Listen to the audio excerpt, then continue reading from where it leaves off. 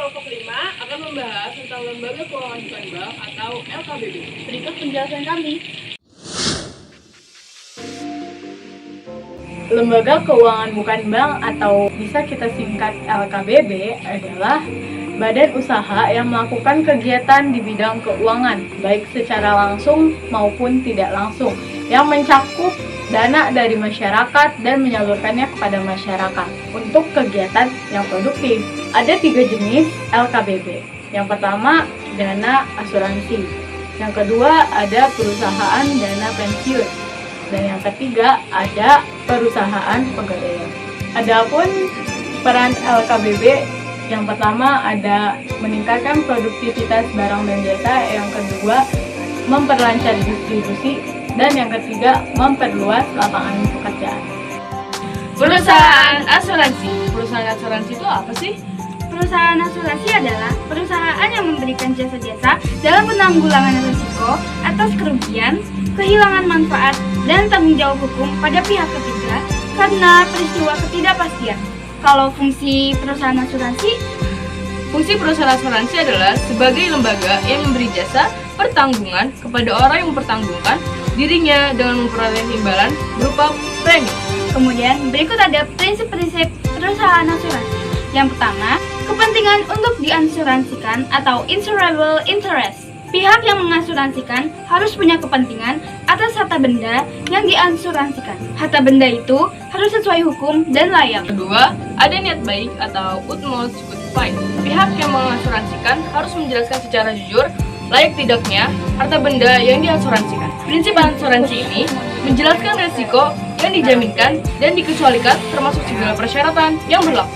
Ketiga, ada hukum bilangan besar, law of large numbers. Pihak perusahaan asuransi dapat menentukan premi dasar yang harus dibayarkan pihak yang mengasuransikan. Berdasarkan prinsip ini, perusahaan asuransi dapat mengetahui tingkat risiko harta benda yang diasuransikan. Yang keempat, ada ganti rugi atau indemnity.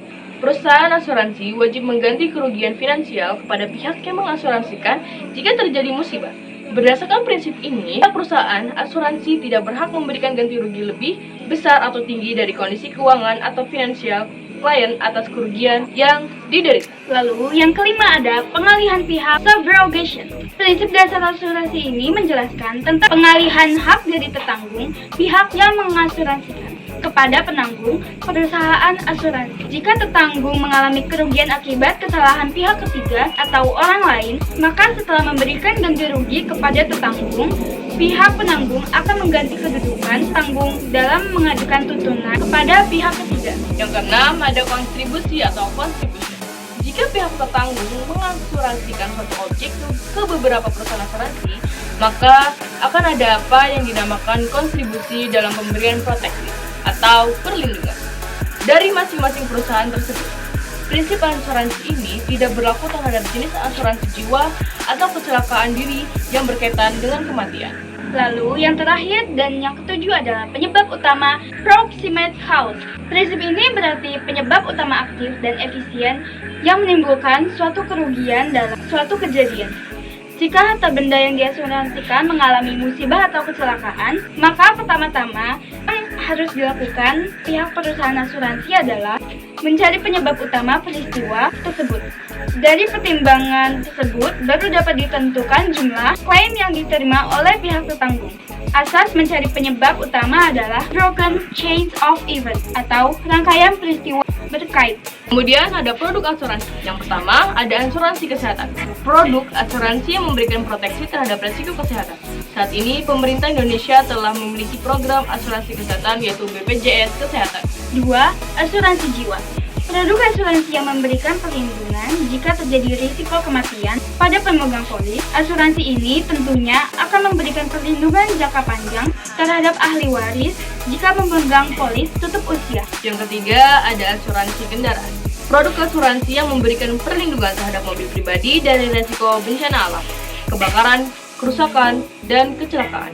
Ada dua jenis asuransi mobil all risk dan asuransi mobil total loss only atau TLO. Kemudian, yang keempat adalah asuransi pendidikan. Produk asuransi yang berfungsi sebagai tabungan masa depan untuk menjamin kelangsungan pendidikan dari tingkat dasar hingga perguruan tinggi. Yang kelima ada asuransi properti.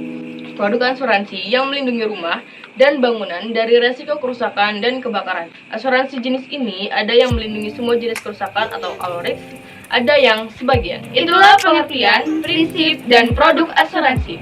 Dana pensiun. Perusahaan dana pensiun adalah perusahaan yang kegiatannya mengelola dana pensiun suatu perusahaan pemberi kerja atau perusahaan itu sendiri. Fungsi dana pensiun ada nggak sih? Ada. Fungsi lembaga dana pensiun adalah sebagai lembaga yang mengelola dana pensiun, memberi pensiun kepada seorang yang berhenti dari tugas dinasnya karena telah mencapai usia tertentu. Dan juga ada jenis-jenis dana pensiun. Jenis dana pensiun yang pertama yaitu dana pensiun pemberi kerja, yaitu DPPK. DPPK dibentuk dan dikelola oleh perusahaan pemberi kerja yang memberikan program pensiun manfaat pasif bagi seluruh karyawannya. Yang kedua, dana pensiun lembaga keuangan yang disingkat DPLK. DPLK didirikan oleh bank atau perusahaan asuransi jiwa bagi masyarakat umum, baik karyawan maupun pekerja mandiri. Itulah pengertian dari dana pensiun. Pegadaian. Pegadaian merupakan lembaga keuangan yang menyediakan fasilitas pinjaman dengan fasilitas jaminan tertentu. Nilai jaminan menentukan besarnya nilai pinjaman. Sementara ini, usaha pegadaian ini secara resmi masih dilakukan oleh pemerintah. Fungsi pegadaian: 1. Mengelola penyaluran uang pinjaman atas dasar hukum pegadaian dengan cara mudah, cepat, aman, dan hemat. 2. Menciptakan dan mengembangkan usaha-usaha lain yang menguntungkan bagi pegadaian maupun masyarakat. 3. Mengelola keuangan, perlengkapan dan kepegawaian dan iklan. 4. Mengelola organisasi, tata kerja, dan tata laksana bagi pegadaian. 5. Lakukan penelitian dan pengembangan serta mengawasi pengelolaan pegadaian. Produk pegadaian. Gadai konvensional memberikan kemudahan untuk mendapatkan dana cair dengan cara menjaminkan suatu barang ke pegadaian. Gadai syariah menahan benda dari pinjaman untuk dijadikan jaminan atas utang yang dimilikinya atas dasar prinsip syariah. 3. Produk berbasis fidusial, pinjaman modal untuk sektor usaha kecil dan menengah. 4. Gadai sistem angsuran, pinjaman dana dengan cara gadai barang berharga yang dibayar secara mencicil.